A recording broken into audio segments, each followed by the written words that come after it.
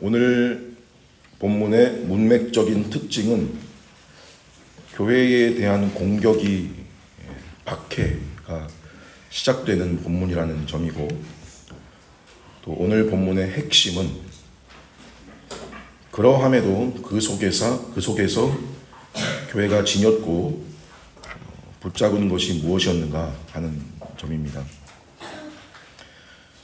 물론 하나님의 전체 역사로 보면 박해라고 하는 것은 구약 때에도 하나님 백성들을 향한 공격이나 그런 방해의 양상, 형태가 존재했었지만 이 지상의 실제 교회가 형성된 시점, 오순절 성령 강림 사건으로 볼 때 교회가 공식적으로 박해를 받기 시작된 지점이 여기 4장부터입니다. 시작됐다는 말은 기간이 있다는 말이고, 그리고 끝이 있다라는 걸 암시하는 말인 겁니다. 그래서 교회에게 중요한 가르침은 무엇이냐면 그 끝이 아직 오지 않았다는 것이고, 즉 그 박해가 진행 중이라는 사실입니다. 우리가 사도행전만 보면 4장에서 이렇게 시작된 박해가 7장 가면 스데반의 순교가 있거든요. 거기에서 이 박해가 절정으로 가고, 9장에 이르면 이 박해의 선봉에 있었던 사울이라는 인물이 다메섹 가는 길에 그리스도를 만나고 되려 교회의 지도자로 바뀌어버리는 그런 극적인 상황도 이어지지만, 사실 이 박해라고 하는 것은 그 이후에도 계속되었고요, 지금까지도 지속되고 있는 의미로서의 박해입니다. 박해의 강도와 양상이 다를 수는 있습니다. 그 이유는 크게 두 가지인데, 하나는 시대가 사회적으로 국가 체제나 문명과 교양의 수준 면에서 고상해진 면도 있고요, 물론 이건 역시도 하나님께서 이 시대에 허락하신 일반적인 은혜에 속하는 겁니다. 그렇다고 착각하면 안 되는 것이 세상의 교회를 향한 인식이나 태도가 바뀌었다는 말은 아닙니다. 본질적으로는 이 본문의 시대나 지금이나 교회를 향한 세상의 태도는 변함이 없고요, 다만 시스템적으로 또는 법적인 장치들로 그것이 일정 기간 억제되어 있는 것일 뿐이라는 것을 명심해야 됩니다. 일정 기간이라는 말은 그것이 얼마든지 가변적이고 바뀔 수 있다는 말입니다. 그리고 또 한 가지 박해의 강도와 양상이 약해져 보이는 이유라면, 교회를 향한 세상의 태도는 바뀌지 않았는데 되려 교회가 변해서 교회가 세상의 시각에 자기를 맞춰주고 눈치를 보고 어떻게 하면 세상과 사람들로부터 우리가 미움을 덜 받고 호감을 줄 수 있을까, 그걸 연구하고 거기에 맞추고 터득해서 실제로 체감되는 박해가 줄어든 면도 무시를 못합니다. 이런 면에서 우리는 오늘 본문에 제시되는 교회의 모습과 말에 귀를 기울여야 됩니다.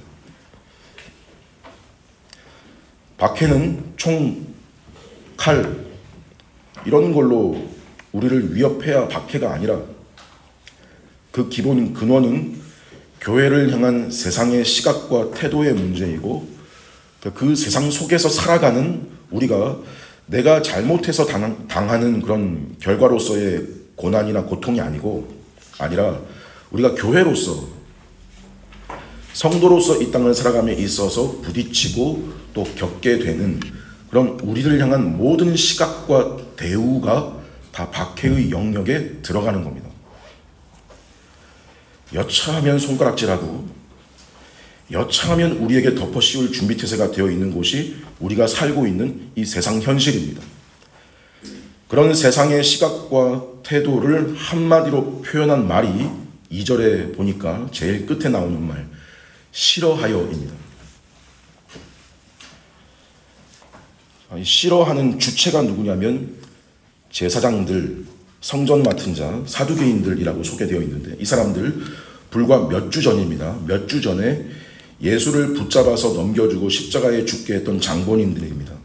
여기 성전 맡은 자라고 하는 말이 나오는데, 성전 맡은 자, 다른 말로 성전 수비대장이라고 합니다. 성전 내에서는 대제사장 다음 가는 권세를 지닌 사람이었고, 그런 직위였고 거의 맞먹는 수준의 권력자였다고 합니다. 역할은 성전의 절기도 절기지만 매일 수많은 사람들이 드나드니까 그 안에서 여러 가지 사건 사고가 일어날 수 있겠죠. 그런 치안의 문제를 책임지고 담당했던 일의 책임자입니다. 사실 이 사람도 제사장이고요, 사두개인입니다. 사두개인이란 우리 마태복음 강의에서도 몇 번 등장했었는데 바리새파와 쌍벽을 이루는, 그렇지만 실상은 더 다수였고 실세였던 그룹입니다. 두 그룹 다 유대 최고 사법 행정을 주관하는 최고 의결 기구인 사네드린에 포함되었었는데, 사두개파가 실세라는 것은 바리새파는 종교적인 성격의 그룹이었다면 이 사두개파는 정치적인 그룹으로 당대 로마를 등에 업고 자신들의 재력을 유지했던 그룹이었기 때문입니다. 그래서 이들에게는 로마한테 잘 보이는 게 중요했습니다. 신앙적으로 하나님 섬겼지만 모세 오경만, 또 그것도 문자적으로만 받아들였고, 영적으로 기적이니 혹은 죽은 이후의 내세니 이런 걸 믿지 않았습니다. 그러니까 부활이니 기적이니 천사니 이 사람들에겐 다 허황된 것이었어요. 그런 것보다 현세적인 거, 물질적인 거에 밝았던 그룹입니다. 자, 흥미로운 점은 같은 유대인들이어도 그 내부적으로 다 별로 안 친했어요.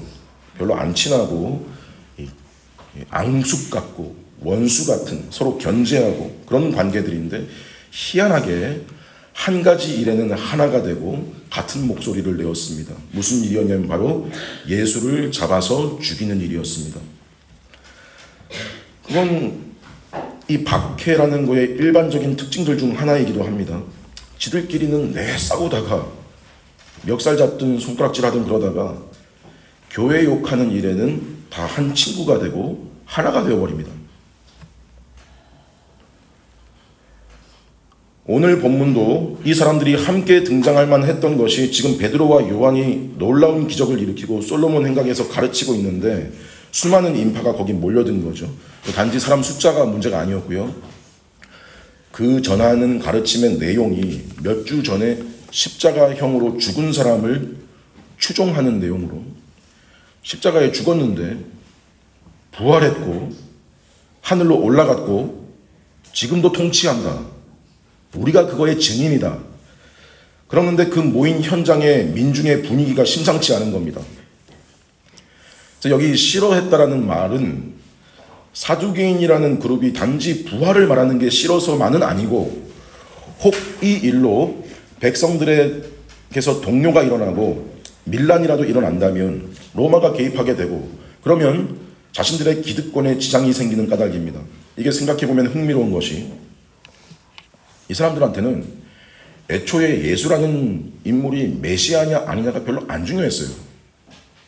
그게 중요한 게 아니에요. 이 사람들한테는 그 기적이 어떻게 일어난 일이냐도 중요한 게 아니에요.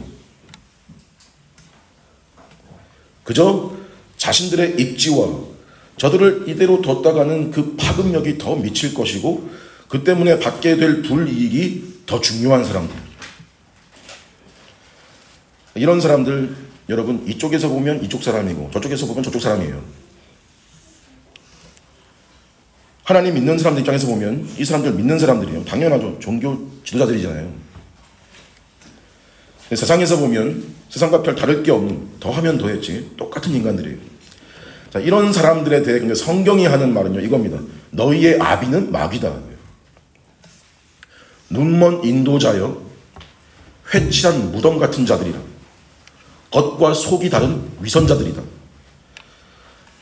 듣기에 좀 불편할 수 있죠. 우리가 듣기에도 부정적인 게 센 표현이잖아요. 근데 이 말은요, 많이 그 부정적인 특정 그룹을 묘사하는 그런 표현들 같지만, 성경이 이 사람들을 다룰 때는요, 이런 사람들과 이런 사람들의 영향 아래에 있는 수많은 일반인들의 현실을 투영하는 겁니다. 지극히 일반적인 현실이에요. 예수가 메시아인지 아닌지가 별로 안 중요한 사람들, 자기 기득권과 자기 유익에 최고 가치를 두는 사람들, 그러면서 종교적인, 심지어 이 사람들 이번이 처음이 아니고 앞에 예수님께도 수차례 이렇게 했었습니다. 그때는 바리새파들이 주로 등장하고 사두개파가 함께 찾아가는 형태가 종종 있었는데, 이 사람들 공통된 특징은 저가 메시아냐 아니냐가 이건 별로 안 중요하고 어떻게든 꽃두리를 잡아서 넘어뜨리려고 하는 게 목적이었습니다. 이런 사람들의 가장 분명한 영적인 특징이 뭔지 아십니까? 회개를 하지 않는다는 것입니다. 회개라는 게 없습니다. 참된 회개. 즉, 이런 양상이 지배적이고요, 지속적입니다.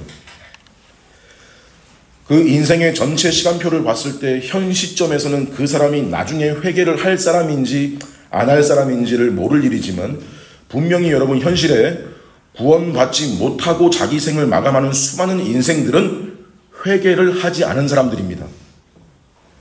성경에서 말하고 있는 회개를 경험하지 못한, 회개하지 않은 사람들입니다. 그 사람들의 주된 양상이 사실 한마디로 무엇인가 하면 한마디로 예수가 싫은 겁니다. 예수를 싫어하는 겁니다. 그래서 예수를 싫어한 자들이 똑같이 그 예수를 추종하는 교회도 싫어하는 법입니다. 그런 겁니다. 자, 이렇게 말하면, 이렇게 말씀드리면 어떤 일반 사람은 이렇게 생각하고 이렇게 말할 수 있습니다. 나 예수 싫어한 적도 없고 안 싫어하는데, 별로 신경 쓰지도 않는데, 아니면 훌륭한 사람으로 인정하고 그렇게 알고 있는데 왜 예수를 싫어했다고, 싫어한다고 단정하냐? 그렇죠? 여러분, 예수를 싫어한다는 것은 예수를 사랑하지 않는다는 겁니다. 말의 어감 때문에 기분이 나쁜데, 이 문제에는 중간이라는 게 존재하지 않습니다. 예수를 사랑하는 것과 사랑하지 않는 것입니다. 그 사랑하지 않는 것이 싫어하는 겁니다. 둘 중 하나입니다. 영접하는 것과 영접하지 않는 것입니다. 영접하지 않는 것을 기분 나쁘게 말하면 거부하는 겁니다. 둘 중 하나입니다. 아니, 웬 흑백 논리냐? 왜 둘로만 나누냐? 가운데도 있을 수 있지 않냐? 사랑하는 것도 아니고 싫어하는 것도 아닌 중간쯤에 있을 수도 있는 거 아니냐? 아니요. 하나님은 예수님을 보내실 때 그런 사람의 기호 선택의 문제로 보내신 분이 아니라 구원의 문제로 보내신 분이기 때문입니다. 그래서 둘 중 하나일 수밖에 없는 겁니다. 너가 그를 좋아하냐? 미워하냐? 아니면 좋아하는 것도 아니고 미워하는 것도 아니냐가 아니라 구원을 받냐? 구원을 받지 못하냐? 인간 존재의 운명은 그 둘 중 하나입니다. 그래서 구원을 받은 사람이 예수를 사랑하는 법입니다. 그래서 예수를 안다, 예수를 믿는다는 문제는 이 예수님이 오셔서 하신 일, 그분의 십자가와 죽음과 부활과 승천이 가져온 죄로부터의 구원이라는 그 구원 문제에 대해서 너는 기뻐하는 사람이냐? 아니면 싫어하는 사람이냐? 그겁니다. 그럼 도대체 왜 싫어하냐? 이에 대해 바울이 한 말이 있습니다. 고린도전서 1장 23절 말씀에 우리는 십자가에 못 박힌 그리스도를 전하니 유대인에게는 거리끼는 것이요 이방인에게는 미련한 것이로다. 뭐래요? 유대인들에게는 이 그리스도의 십자가가 꺼리는 것이다. 껄끄러운, 혐오스러워서 제거하고 처치해야 할 대상이고, 이방인, 즉 인간의 이성과 지혜와 감정을 중시하는 헬라인에게는 그리스도의 십자가는 어리석은, 미련한 것이다. 하나님의 아들이 십자가에 죽는다고? 왜 죽어? 인류를 구원하는 메시아? 그럼 그 자신은 왜 그렇게 비참하게 죽은 거예요? 그럼 어떻게 그게 구원이라고 할 수 있어? 그게 복음이라고? 부활? 상식으로 말이 돼? 즉 한쪽은 자기가 가진 종교관과 맞지 않아서이고, 또 다른 한쪽은 인간의 이성과 지혜와 상식에 맞지 않아서 거부하고 싫어하는 거죠. 주 예수를 믿어라. 그리하면 너와 내 집이 구원을 얻으리라. 콧방귀를 끼겠죠. 여러분, 대부분의 세상 사람들은 이런 느낌으로 교회를 대하는 겁니다.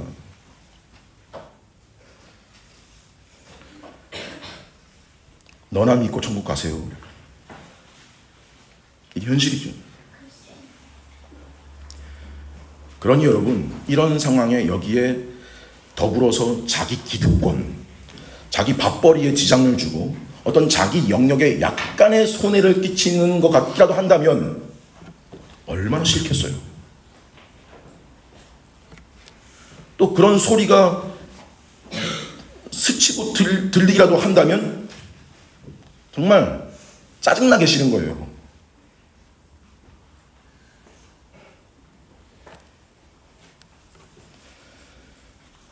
그래서 어떻게 해요? 1절에 설교를 중단시킵니다. 나오죠? 사도들이 백성에게 말할 때에 3절 보니까 그들을 잡음해. 자, 이 장면은 몇 주 전에 예수님께 한 것과 똑같이 그 둘이 체포된 장면이에요. 심각한 장면입니다. 체포 시각이 저녁이어서 저녁 시간에는 사내들인 회의를 소집하지 않으니까 밤새 구금을 시켜놓고 다음날 아침에 회의가 열릴 때 그들을 신문을 하게 된 겁니다. 자, 이 부분을 보니까 우리 예수님을 밤중에 체포해서 그 시간에 밤중에 재판을 했던 게 사실 얼마나 절차를 무시하면서까지 그렇게 무리를 한 것인지를 엿볼 수 있는 대목이죠. 아무튼 베드로와 요한은 밤새 감옥에 갇혀 있게 됩니다. 뭐라고 나와요? 3절 끝에 감옥에 가두었으나. 그렇죠? 자, 우리말 번역에는 생략된 게 그러나라는 말이에요. 그걸 여기 3절 끝에 가두었으나 라고 번역을 했지만 원문에 보면 4절 앞부분에 그러나가 있습니다. 즉 누가의 관점에서 지금 이들이 감옥에 갇힌 게 초점이 아니고요. 그러나 뒷부분에 초점이 있어요. 말씀을 들은 사람 중에 믿는 자가 많으니 남자의 수가 약 5천이나 되었더라. 즉 사도들을 감옥에 가두었지만 그들을 가둘 수는 있었지만 그러나 하나님의 말씀은 가둘 수 없었다. 하나님의 말씀의 능력은 가둘 수가 없었다라는 거죠. 이건 마치 조소, 비웃기라도 하듯이 하늘에 계신 이가 웃으시며 주께서 그들을 비웃으시리로다.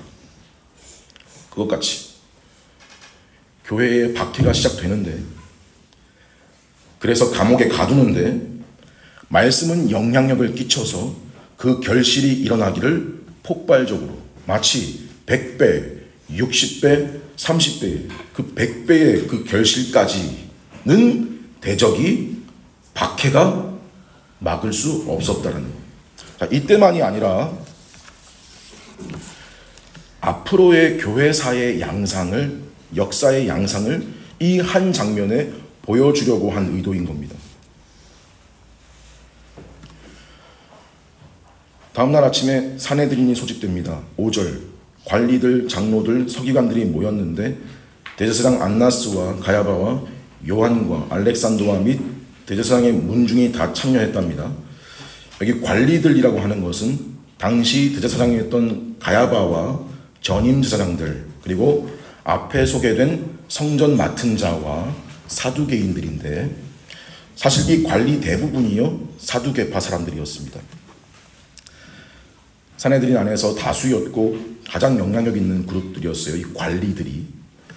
그리고 장로들이라고 하는 말은 주로 사두개파를 지지하는 주요 귀족의 우두머리 여기는 원로들이었고, 서기관들이라고 하는 건 회의가 율법을 기준으로 잘 진행되는지 검토하고 율법 자문을 하는 그런 그룹으로 대다수가 바리새인들이었어요. 특별히 대제사장의 이름들이 소개되고 있는데 6절에 안나스, 사실 이미 은퇴한 전직 대제사장인데 그 뒤로 5명의 아들, 손자와 사위까지 줄줄이 수십 년간 성경의 근거에서가 아니라 로마를 등에 업고 대제사장직을 해먹었습니다.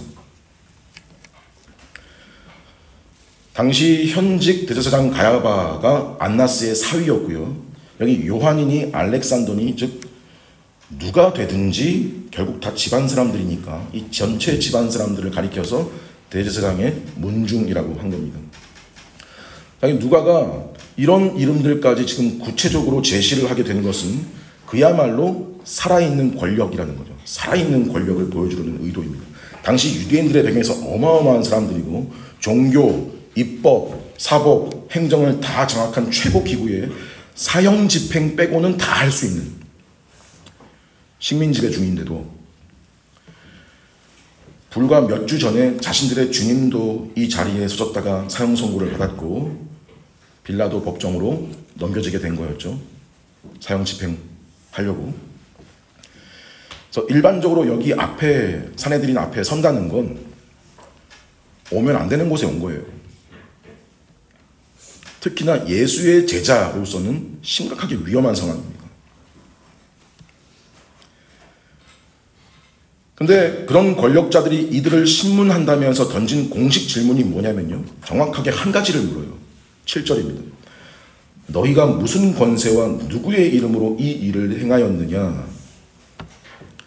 여기서 이 일이라고 하는 것은 앞에 나면서 걷지 못한 자를 일으켰던 사건을 가리키는 거고요. 이 질문을 보면 이 사내들이라는 데는 원래 신문을 이런 식으로 하는 건가 생각할 수 있지만 물음이 다분히 의도적인 거예요. 무슨 의도냐면 이 질문은 사실 누구한테 이미 했던 질문이냐면 예수님께도 똑같이 했던 질문입니다. 우리 봤던 마태복음 21장 그리고 사도행전 기록한 누가복음 20장에 예수님이 성전에서 장사하는 사람 다 내쫓으시고 너희가 내 집을 강도의 굴로 만들었도다 하시고 맹인과 저는 자들을 고치시고 성전에서 가르치실 때 이 사람들 중 대제사장들과 장로들이 와서 했던 질문이 네가 무슨 권위로 이 일을 하며 또 누가 이 권위를 주었느냐. 질문 자체에 덫이 있습니다. 대답을 하나님으로부터 주어진 권세다 그렇게 답하게 되면 네가 뭔데 그렇게 말하냐? 그럼 거짓이다라고 할 수밖에 없는 근거가 자기들한테 있다는 거예요. 성전에서 가르치는 일이나 또는 어떤 기적적인 일을 행함에 있어서 그 권위와 능력이 우리가 믿는 하나님으로부터 정말 주어진 것이라면 그것은 하나님의 백성들의 지도자요 성전을 담당하고 관리하고 있는 우리를 통하지 않고서는 자기들이 인정하지 않았는데 무슨 하나님으로부터 권세냐. 결국 하나님의 이름을 들먹인 뭐로 돼요? 신성모독이 되는 거고요. 이것만 해도 큰 거예요. 신성모독만 해도. 근데 여기에 그치지 않고 더 나아가 그럼 이 일을 하나님으로부터 주어진 권세로 한 게 아닌 거니까 우리는 너희들에게 자격증을 준 적이 없는데 네가 하나님 이름을 들먹이니까 그럼 하나님 이름으로 한 게 아니니까 어떤 다른 신, 즉 바알세고 귀신의 힘을 빌어서 그리 한 것이라는 연결로 가는 겁니다. 이것도 예수님께 한 말이었죠. 왜 그런 거냐면 구약 율법의 신명기 13장에 너희 중에 선지자나 꿈꾸는 자가 일어나서 이적과 기사를 내게 보이고 너희가 알지 못하던 다른 신들을 따라 섬기자고 말할지라도 그 말을 청종하지 말라. 그런 선지자나 꿈꾸는 자는 죽이라. 이같이 하여 너희 중에서 악을 제할지니라. 이렇게 뭐예요? 하나님 말씀을 이용해서 자기들의 주장과 교리와 해석을 관철시켜 나가는 그뿐 아니라 그것을 사람들한테 가르치고 그 잣대로 판결하고 자신들은 그렇게 굳게 믿고 있는 하지만 실상은 사실 거짓 선지자는 자기들인 셈이죠. 이제 사도들이 대답할 차례입니다. 여러분, 베드로와 요한이 이런 의도를 몰랐겠습니까? 예수님이 그대로 겪으신 그 일을 곁에서 지켜봤었고 어떤 의도인지 잘 알죠. 그럼 그 의도를 알면 마음이 편했을까요? 한결 의도를 아니까 이렇게 답해가면 피해가면 되겠다라는 게 쉬웠겠습니까? 일단 인간적으로 생각해보면 저 같으면 두 다리가 떨리고 윗입술과 아랫입술이 부딪혔을 것 같아요.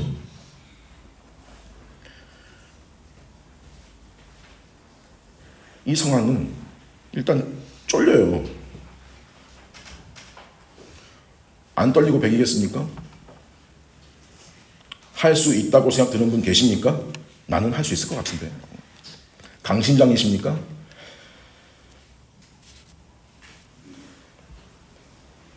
베드로가 어떻게 말해요? 내용 곧 살펴보겠지만 일단 태도가 당당하죠. 이 사람 불과 몇 주 전에 대제사장 집 마당에서 여종이 너도 저 사람과 한패가 아니냐 그때 3번 부인하고 맹세하고 저주했는데 지금은 어떻게 이렇게 그런 어려움이나 거리낌 없이 기탄 없이 말하고 있죠. 어떻게 이렇게 할 수 있었던 걸까요? 베드로가 죽기를 각오했기 때문일까? 전에 저질렀던 잘못을 만회해보려고 아주 용기를 내었기 때문일까?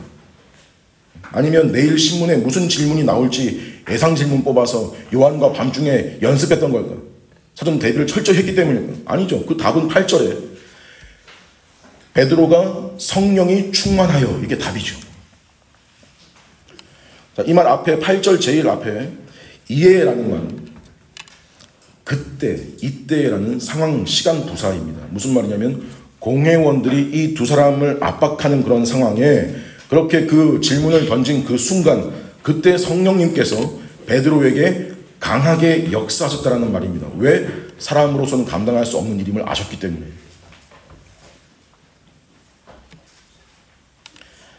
그 순간에 그들 속에 이미 들어와서 내주하시는 성령님께서 그들의 심령을 붙드시고 이전보다 더 충만한 성령님이 주시는 힘과 지혜로 그들을 강권하시듯이 붙드신 것입니다. 마치 오순절에 성령님이 임하셔서 그들이 한 번도 배운 적 없는 다른 나라 언어로 성령의 말하게 하심을 따라 하나님의 큰 일을 말하게 되었던 것과 같이 강권적으로 붙드신 것이죠. 아마 베드로가 요한이 이 자리에 섰을 때 그 둘은 분명 주님이 예전에 하신 말씀이 떠올랐을 겁니다. 누가복음 12장 11절에 들어보세요. 사람이 너희를 회당이나 위정자나 권세 있는 자 앞에 끌고 가거든 어떻게 무엇으로 대답하여 무엇으로 말할까 염려하지 마라. 마땅히 할 말을 성령이 곧 그때에 너희에게 가르치시리라. 또 누가복음 21장 12절 말씀에 내 이름으로 말미암아 너희에게 손을 대어 박해하며 회당과 옥에 넘겨주며 임금들과 집권자들 앞에 끌어가려니와 이 일이 도리어 너희에게 증거가 되리라. 그러므로 너희는 변명할 것을 미리 궁리하지 않도록 명심하라. 내가 너희의 모든 대적이 능히 대항하거나 변박할 수 없는 구변과 지혜를 너희에게 주리라. 누가는 이런 주님의 말씀이 이루어진 것으로 보고 기록한 겁니다. 그래서 베드로가 성령의 말하게 하심을 따라 어떻게 말합니까? 그들의 물음, 너희가 무슨 권세와 누구의 이름으로 이 일을 행하였느냐? 이 물음에 어떻게 대답하냐면 여러분 진리 그대로 말합니다. 즉 진리를 앞에 두고 타협하는 거 없습니다. 어떻게 말하면 저들의 마음에 상처를 주지 않고 어떻게 말하면 저들의 마음을 덜 상하게 하고 우리에 대해서 좀 호감을 가질 수 있게 만들 수 있을까? 이런 저의가 없습니다. 그냥 있는 그대로의 진리 사실 그대로를 선포합니다. 8절 이에 베드로가 성령이 충만하여 이르되 백성의 관리들과 장로들아 9절에 만일 병자에게 행한 착한 일에 대하여 이 사람이 어떻게 구원을 받았느냐고 오늘 우리에게 질문한다면 너희와 모든 이스라엘 백성들은 알라. 여기 이스라엘 백성들은 이 사람들이 그 백성들을 대표한다는 의미로 말을 한 겁니다. 너희가 십자가에 못 박고 하나님이 죽은 자 가운데 살리신 나사렛 예수 그리스도의 이름으로 이 사람이 건강하게 되어 너희 앞에 섰느니라. 여러분 지금 이 베드로의 발언의 장르가 뭐로 들리세요? 뭐로 보이세요? 체포되어 와서 신문받는 자의 피고 발언이나 자기 변호가 아니에요. 이거 지금 설교입니다.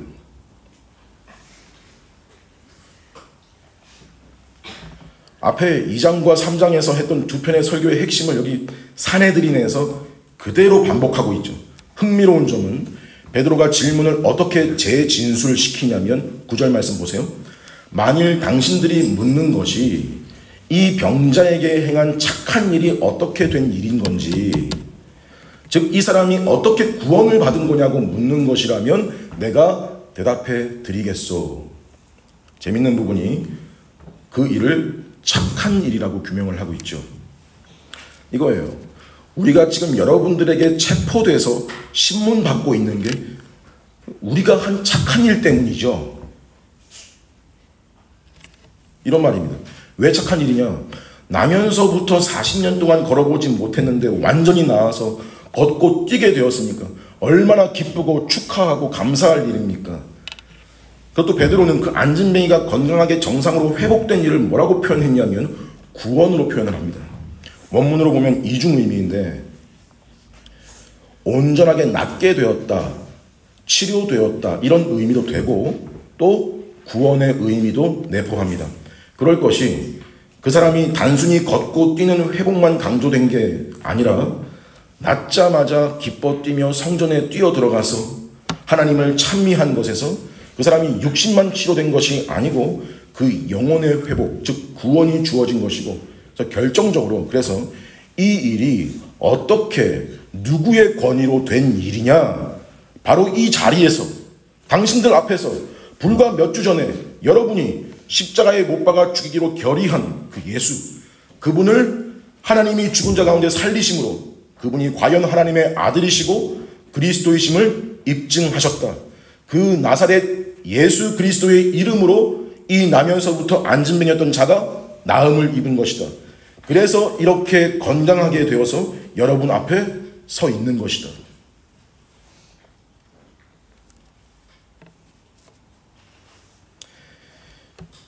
여러분 이 대답이 그들이 원하는 대답인가요? 아닌가요?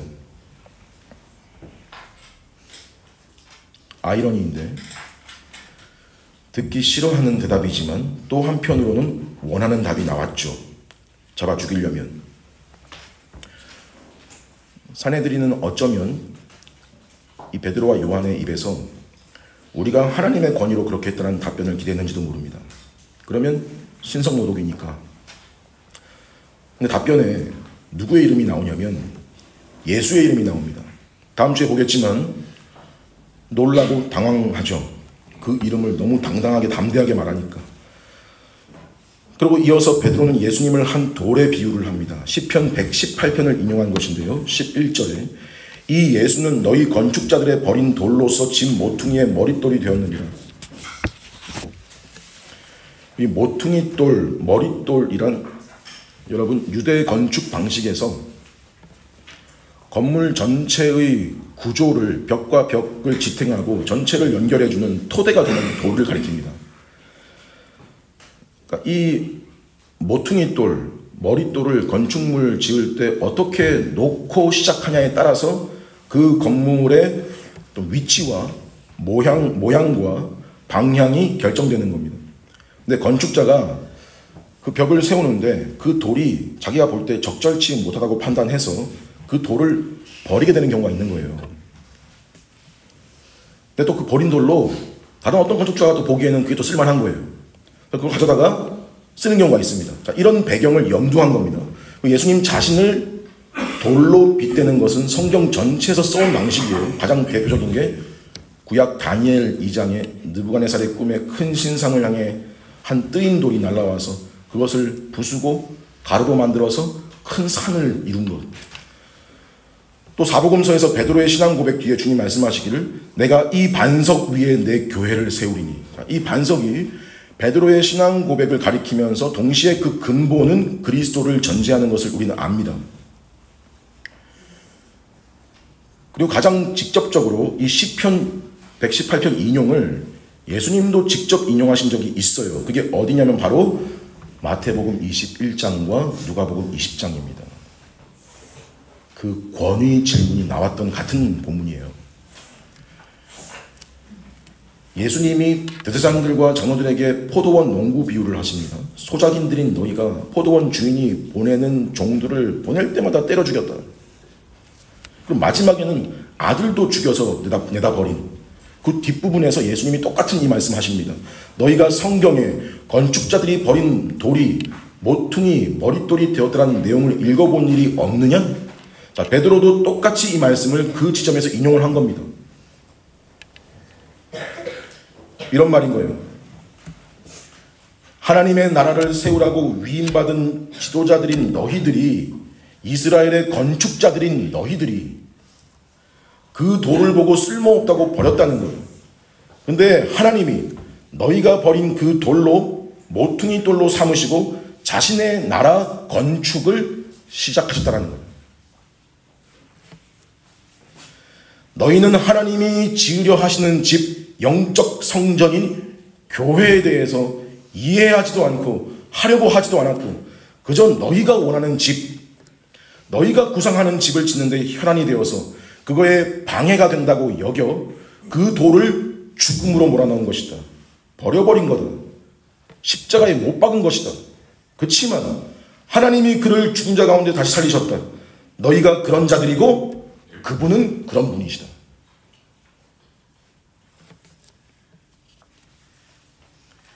이 예수가 하나님 나라에서 메시아 왕국에서 이와 같은 존재이시다. 예수는 하나님 나라 전체의 방향을 결정하시는 분이시고 그 나라 전체를 떠받치고 지탱하시는 분이시다. 그래서 당연히 무슨 말이 돼요? 이분 없이는 하나님 나라라는 거 세워지지도 않는 거고 존속될 수도 없는 것이다. 그러니 다른 이로서는 구원이라는 걸 논할 수 없다. 다른 이로서는 구원을 받을 수 없다. 다른 이로서는 하나님 나라 천국에 들어올 방법이 없다. 천하 사람 중에 구원받을 만한 다른 이름을 우리에게 주신 일이 없다가 되는 것입니다. 여러분, 지금 이 산헤드린에서의 신문 장면은 이 산헤드린 재판정에서 베드로가 이들을 대상으로 복음을 전하는 장면입니다. 지금 베드로의 관심은 피고로서 자신은 결백하다. 나는 억울하다. 자기 변호가 아니라 지금 자신들을 잡아 가두고 덫을 놓으려고 위협하고 있는 자들의 구원 문제였습니다. 천한 사람 중에 구원받을 만한 다른 이름을 우리에게 주신 일이 없다. 너가 무슨 권위로 이 일을 행하느냐?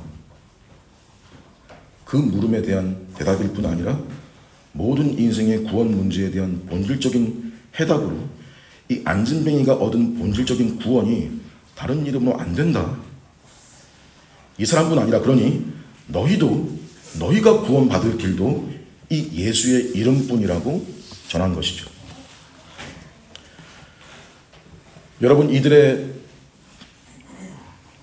반응이 어땠습니까? 다음 주에 보겠지만 16절 잠깐 보시면 뭐라 그래요? 이 사람들을 어떻게 할까? 여러분, 앞에서 베드로의 설교에서 유대인 청중들의 반응은 뭐였는지 기억하십니까?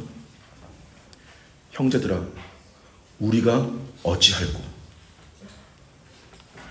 여기는 이 사람들을 어떻게 할까? 여러분, 회개하지 않습니다. 계속 그 정서가 지배적이고 지속적입니다. 예수에 대해서 들으려 하지 않습니다. 그리고 예수를 추종하는 자들의 말에 귀를 기울이지 않습니다. 그게 지배적이고 지속적입니다. 여러분, 사실 이 세상에서 가장 착한 일이 뭐라고 생각하십니까?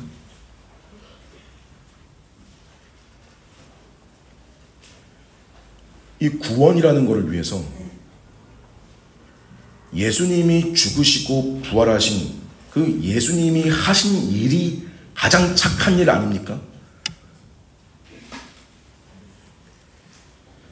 죄인을 죄에서 건지고 그에게 참되신 하나님을 섬기는 영광을 주고 자기 실체를 보게 하고 하나님의 자녀로 삼아서 함께 몸을 이루는 교회를 주신 것이 가장 착한 일 아닙니까?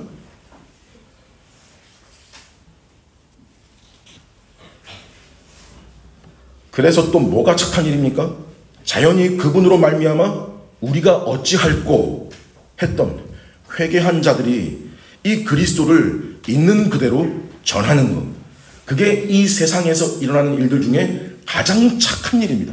이 지점에서 그리스도에 대해서 어떻게 말하면 세상이 듣기 좋게 들릴까? 어떻게 하면 거부감이 안 생기게 들리게 할까? 그러다가 빼먹고 약화시키고 그러지 말고 그 그리스도를, 그분의 죽음과 부활과 승천과 재림에 대해서 있는 그대로 전하면, 그대로 보여주면 삶의 방식으로 그게 또 가장 착한 일이 되는 거 아니겠습니까? 그래서 여러분, 이 세상이라고 하는 이 속에서, 세상 속에서 예수 그리스도 이분을 전하고 이분에 대해서 가르치고 있는 이 교회, 이 자리, 여기만큼이나 선하고 착함을 제공하는 곳이 어디가 있습니까?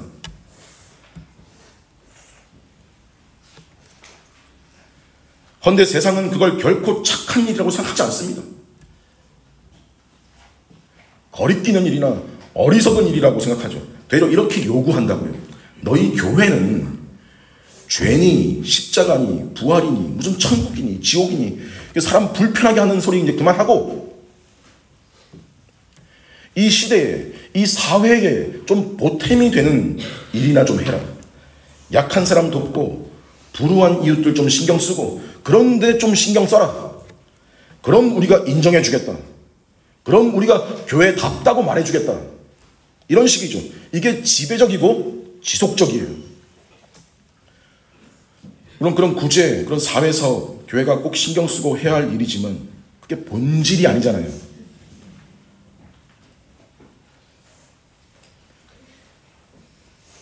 여러분, 예수 그리스도에 대해서 듣고 우리가 어찌할꼬 회개한 자들, 자기가 받은 은혜를 은혜로 인식하지 못하고 사는 때가 있을지언정, 그래도 그 자들은 제가 지금 말씀드린 그 회개를 한 사람들은 그 회개의 은혜를 지속합니다.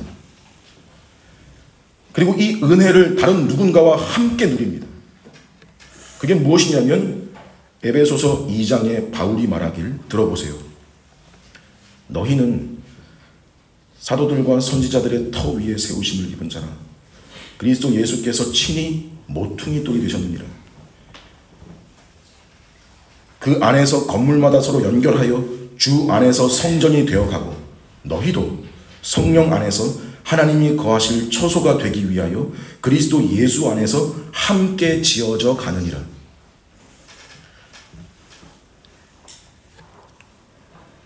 여러분, 이 비밀이 정말 크고 놀랍지 않습니까?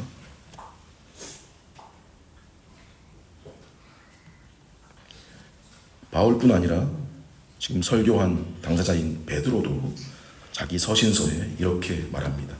베드로전서 2장, 사람에게는 버림바가 되었으나 하나님께는 택하심을 입은 보배로운 산돌이신 예수께 나아가 너희도 산돌같이 신령한 집으로 세워지고 예수 그리스도로 말미암아 하나님이 기쁘게 받으실 신령한 제사를 드릴 거룩한 제사장이 될지니라.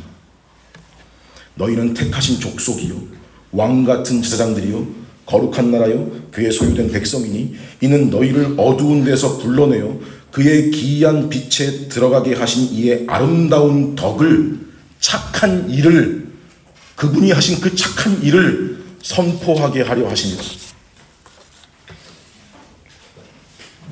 여러분, 바울과 베드로는 희한하게 놀랍게 일치를 보이고 있습니다. 더 놀라운 것은 뭐냐면 그 뒤도 거의 전체가 거의 일치합니다. 맥락이.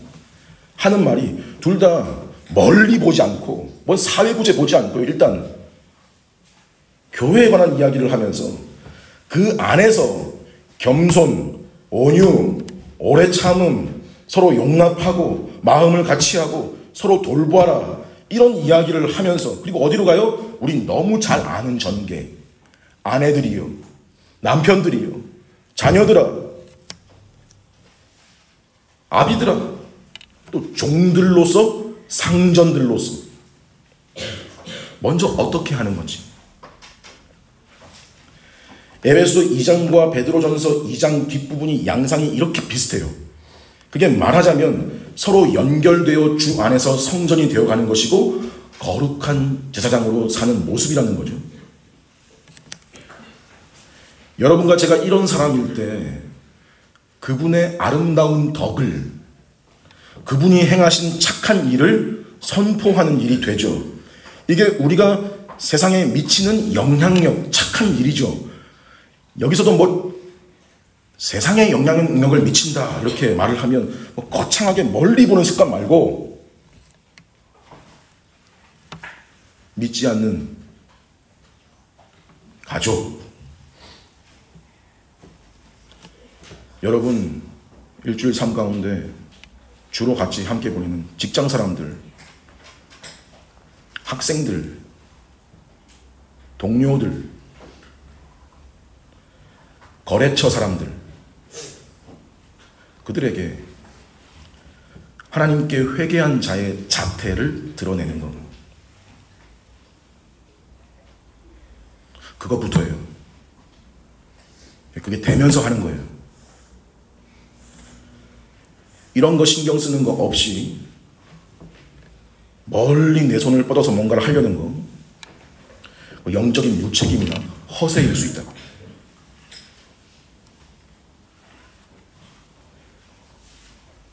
그리고 베드로가 베드로전서 뒷부분에 의미심장한 말을 덧붙이는 것이 이 모든 일들을요 신자에게 권한 이 모든 내용 일들을 한마디로 뭐라고 표현했냐면 고난이라는 말로 정리를 합니다.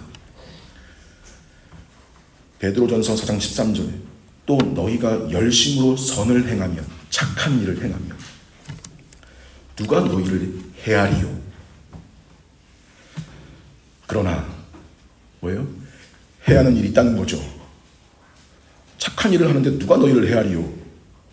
그러나 의를 위하여 고난을 받으면 복이 있다. 선을 행함으로 고난받는 일이 하나님의 뜻일진데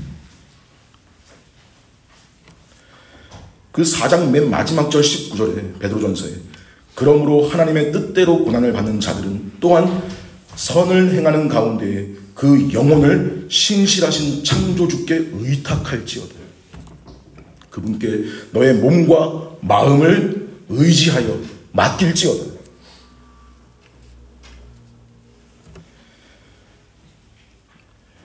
여러분 우리가 구원받았지만 그런 사람으로 살아가는 것이 이 세상에서는 자연스러운 일이 아니라 부딪히는 일이고 싸워야 될 일이고 애써야 될 일이라서 이것이 우리에게 쉽지 않다는 것을 하나님도 아시죠. 하지만 그 일에 열심으로 행하고 그 의를 위해 고난을 받는 것을 가리켜 뭐라고 선을 그으시냐면 복이다.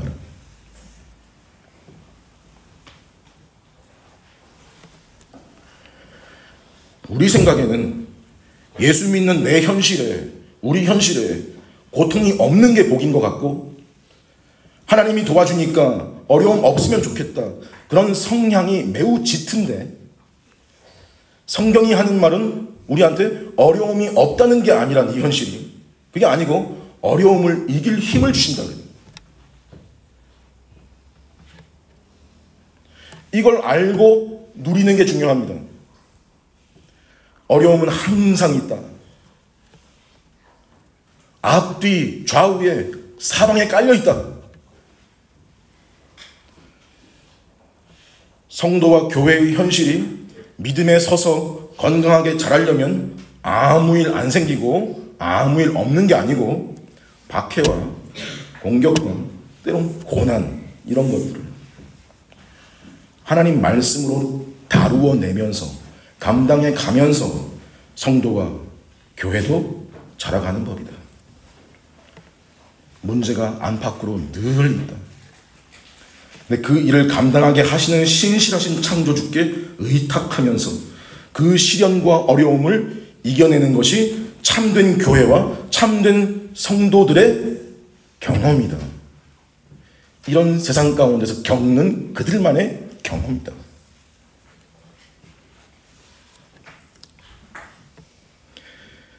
우리가 이 사실을 잘 이해해서 우리 각자의 삶에서 예수 그리스도가 유일한 구원의 길이다. 이 예수로 말미암아 우리가 나음을 입었고 이 사실을 전할 수 있는 존재가 되었고 몸소 나타내는 삶을 살아낼 수 있는 존재가 되었다. 그렇게 해야 되겠습니다. 공격과 박해가 때론 그것이 고난으로 다가오는 그 순간에도 그러한 것들이 우리를 아무리 공격해도 하나님 말씀이 힘을 가지고 성취되는 것까지 막을 수 없다. 가둘 수 없다라는 것을 믿고 하나님 의지하고 살아가는 여러분과 저의 복된 삶이 다 되기를 간절히 소망합니다.